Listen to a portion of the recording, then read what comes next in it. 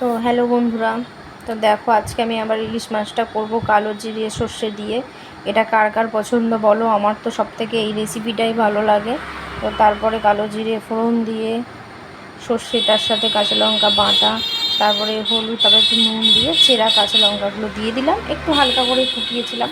তারপরে দেখো ভেজে রাখা মাছগুলো তারপরে একটা একটা করে দিয়ে দিচ্ছি, কারণ এইটা খেতেই আমার বেশি ভালো লাগে। এত রেসিপি আছে, হয়তো অনেক রকমই হয়তো ইলিশ মাছের আছে, কিন্তু আমার এই কালো জিরেরটা দিয়েই বেশি ভালো লাগে। অনেকে কচু ফচু দিয়ে করে, সেটা আমার ভালো লাগে, কিন্তু নিজে করলে আমার এটাই খুব বেশি ভালো লাগে। তো তারপর দেখো ফুটছে, এখন এইগুলো তো বেশি ফোটানো যাবে না। তারপরে এই যে ইলিশ মাছের মাথাটা রেখে দিয়েছি, এই মাথাটা দিয়ে ওলা দিয়ে করব বলে রেখেছি, এটাকে করে তারপর আবার ওলাটা করব। তো তারপর দেখো ফুটেও গেছে, আমার রান্না কমপ্লিট হয়েও গেছে। দেখেছো আমার রান্না কমপ্লিট হয়ে গেছে, কেমন হয়েছে জানিও।